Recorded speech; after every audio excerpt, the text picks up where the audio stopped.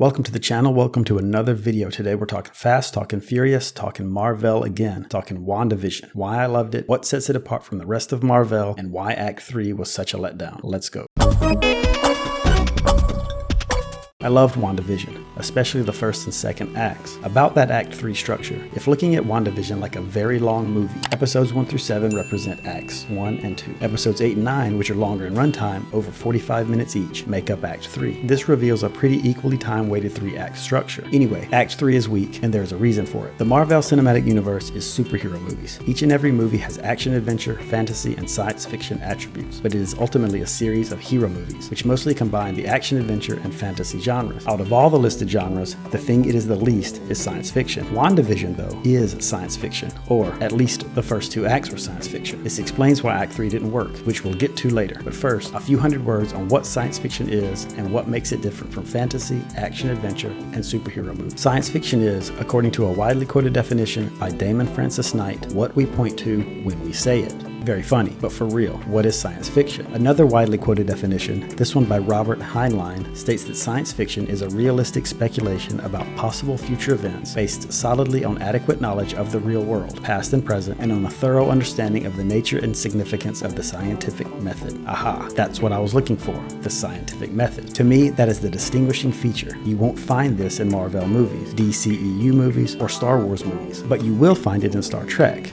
Well, pre-J.J. Abrams Star Trek at least. This basis in real science makes science fiction science almost as much as it is fiction. It gives it a different outlook. It might not seem like much, but it's a profound difference. Consider the difference between the YouTube channels of Mr. Beast and Veritasium. The difference is really just down to the presence of the scientific method in one, but not the other. WandaVision was science fiction, at least the first 2 acts, and that, along with the miniseries structure, which suits science fiction very well, made the first 2 acts of WandaVision so good. The series begins and unfolds very slowly. The information revealed is learned through the characters' minute actions and the viewer's deduction. Episode 1 shows us that both Wanda and Vision don't remember anything. It starts innocently with them not being able to remember why the date is marked on the calendar. Continues with them not being able to remember anything about the relationship that might be the reason for the special date. Then it comes to a head at dinner when it is made clear that this is serious, that it is not just for laughs, or a way to set up the funny dinner moments. Blend in the stop it on repeat from Mrs. Hart, and then the nearly fourth wall breaking. Vision, help him. And you have something that is not necessarily science fiction itself, remember the key ingredient of the scientific method, but is decidedly not a superhero or action-adventure piece. This is only the beginning though. Episode 2 gets the science fiction started in earnest as we start to see the characters on the outside begin to figure it all out. They are using the scientific method. They bring in Darcy, and what is the first thing she does? She discovers how to get more information, exactly what is needed for the scientific method, and therefore for science fiction. Look back at our definition. Adequate knowledge of the real world is right there. Information is critical. The way the reveals develop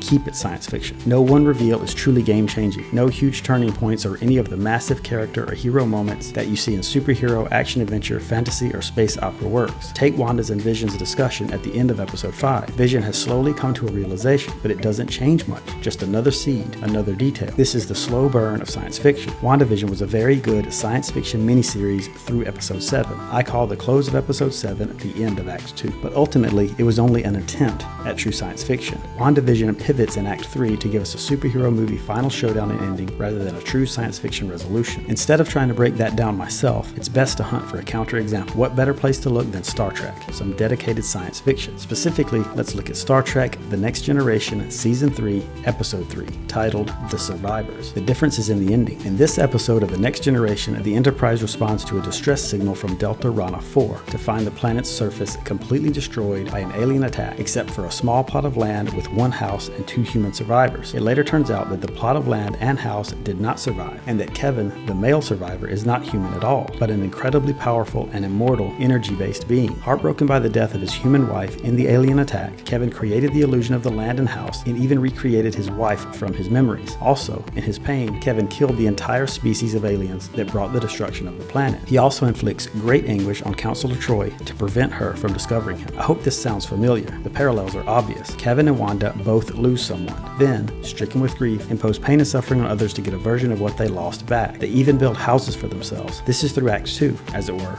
of the Star Trek episode. Where the two stories diverge, of course, is the endings. Star Trek is thoroughly science fiction, so we get a science fiction ending. WandaVision, on the other hand, reverts to its Marvel superhero identity, concocts an evil villain, mostly redeems our main character Wanda, justifies her actions, and ultimately makes her even more powerful. The story, of course, infamously, never minds the very real harm and pain Wanda inflicted on the people of Westview. Star Trek, however, shows Captain Picard and crew figure out what is going on through deduction and sincere thought. It then addresses Kevin's actions and possible consequences, makes no excuses for those actions, but still manages to deepen Kevin's character as the revelations come, as he shows sincere pacifist and nonviolent tendencies and beliefs, despite having eradicated the planet's attackers. And he shows sincere remorse for the pain he caused Counselor Troy. The difference here is clear. One is introspective, one is CGI, action-packed fight scenes against a true villain. One is science fiction, the other is superhero through and through. I want to repeat that I loved WandaVision. I recommend it to anyone that will listen, but ultimately Act 3 was a letdown because it switched genres. With that came a drastic change in tone and removal of all consequences to Wanda. This is too much. Reverting to superhero comforts by introducing the big bad villain and a big CGI fight did away with all the meticulous, careful study put in to determine what was going on, to tap into the broadcast, to get people inside, to gather information. It was all undone by the introduction of the villain. The show went from introspective to gotta defeat this villain in a heartbeat. There isn't enough connection to the first two acts left once you've changed that much in Act 3. Nando V Movies does a pretty good job doing what he does to make the third act better, and I think his changes would make the story more satisfying. There is a reason for that. If you haven't seen it, check it out, link in the description. But in Nando's version, WandaVision remains science fiction. After Nando's rewriting, the resolution is found through the scientific method, so to speak. Agatha is central to the resolution. She studies what is going on, studies Wanda, deduces, again, key word, deduces what is wrong, and proposes a solution. Nando's proposed solution is retrospective, introspective, within Wanda, just as it was for Kevin in the Star Trek episode. It's a rare mix of the superhero genre and science fiction that ends up truly satisfying its audience. Nando's changes make it work by removing the superhero from the equation. That's my take on why the finale of WandaVision didn't quite work. What do you think? Do you like the finale? Were you satisfied by it? Let me know down in the comments. Until next time, keep it fast, keep it furious.